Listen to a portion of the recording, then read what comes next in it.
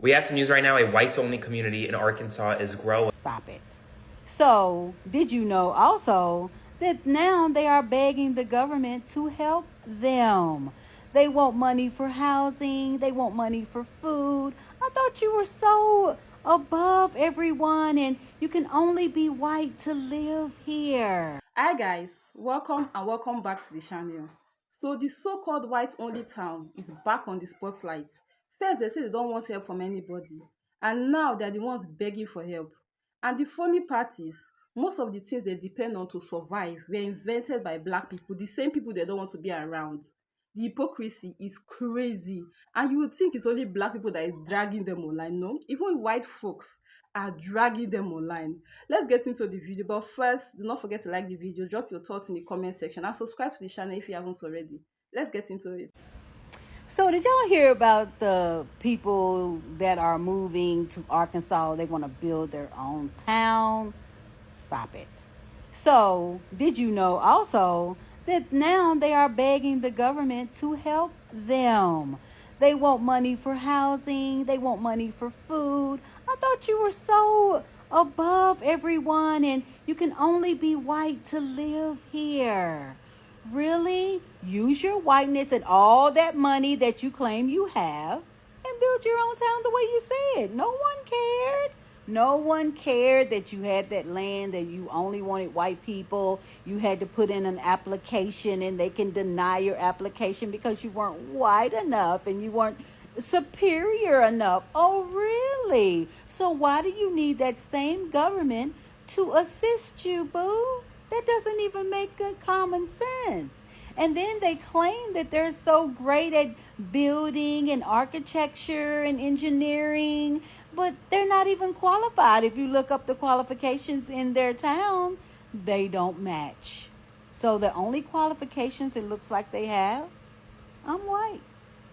We have some news right now. A whites-only community in Arkansas is growing, and the founders of the community now believe they could beat any legal challenge. Why? Because of the current political climate and the administration in office. According to the New York Times, there is now a whites-only community in the Ozark Mountains in Arkansas, about an hour away from any close city. The applicants to this community are screened with an in-person interview, a criminal background check, and a questionnaire about their ancestral heritage, and sometimes even ask for photographs of their relatives. The community is called Return to the Land. One of the founders was arrested in Ecuador for stabbing a minor and is accused of stealing tens of thousands of dollars from a vegan community in that country. And now they believe that this white-only community meets the requirements for a legal exemption for private associations and religious groups that offer housing to their members. And this community now is only growing because they think they can get away with it. Now, housing experts say this community is completely illegal, violates a number of Civil Rights and Fair Housing Act codes, but they're not backing down.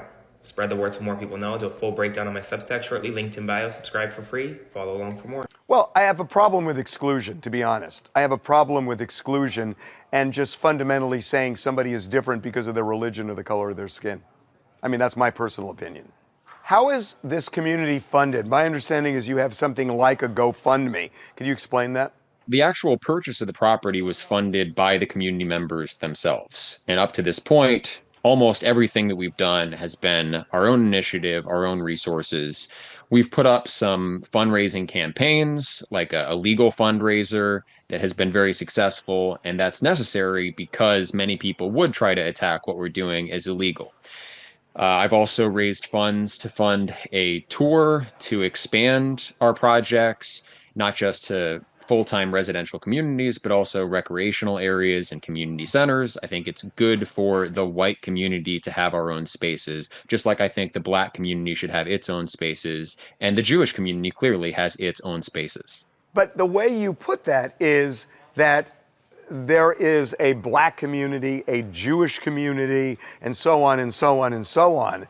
And a lot of people say, that's not America anymore. That may have been America 70 years ago, but it's not today. America is a melting pot. You go to a place where I live, like Los Angeles, and there are pockets, but there's really no such thing as entire communities anymore. So that's not America anymore. There are certainly Jewish community centers. Do you have a problem with that? Well, I have a problem with exclusion, to be honest. I have a problem with exclusion and just fundamentally saying somebody is different because of their religion or the color of their skin. I mean, that's my personal opinion.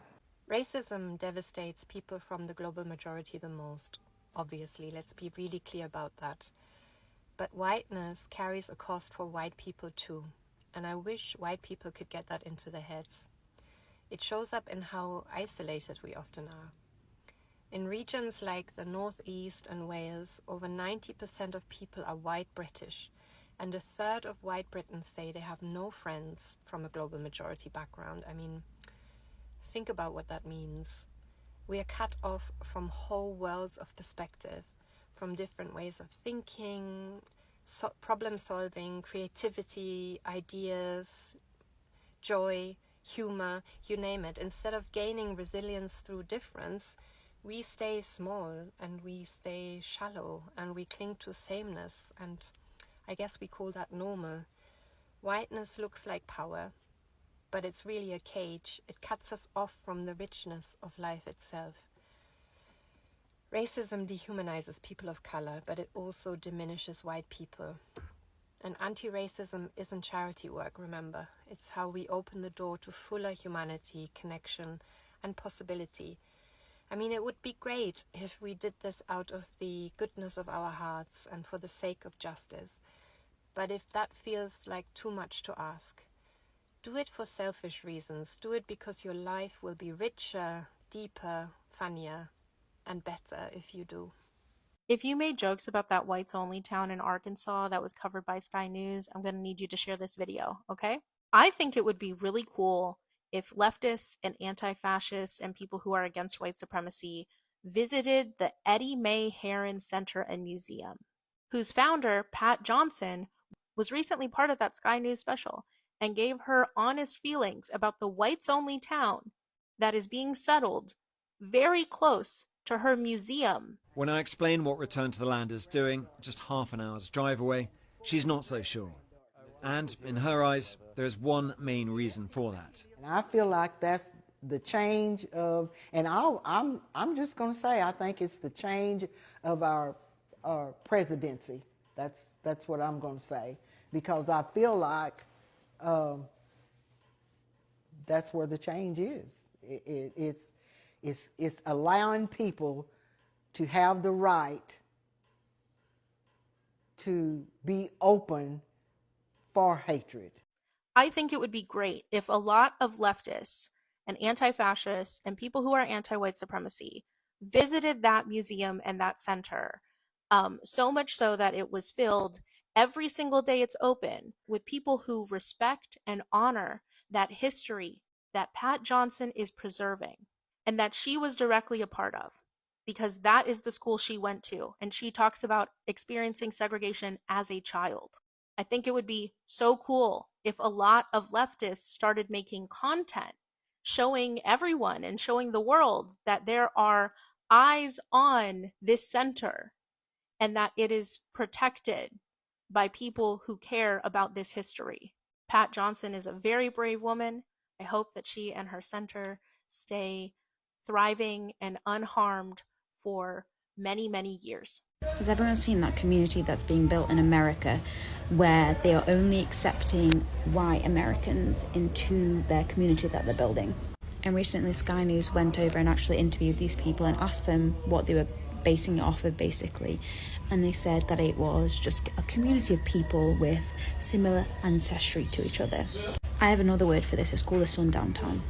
And also, let's not forget to mention that the double standards are insane, because if this was the other way around and any other race was having a community and wasn't letting white people in, the outrage and the public uproar that would occur is, you can only imagine. This group said in their interview that the community was about freedom and just a community. However, it is nothing other than organised hate. The fact that this is also legal and does not fall under any regulation of discrimination and simply racism is absurd to me, but also not even slightly shocking considering the current state of the USA. And people say that the far right aren't racist or xenophobic or sexist or whatever, but then full on build a community based off race and segregate people based off race. It is genuinely very, very scary times, and the fact that this is accepted, disgraceful. If history tells us anything, the government will help them, and I will not be shocked. I will not be surprised if the government help them. After all, they are following Trump's script to the letter. So guys, let me know your thoughts in the comment section. Like the video and subscribe to the channel if you haven't already.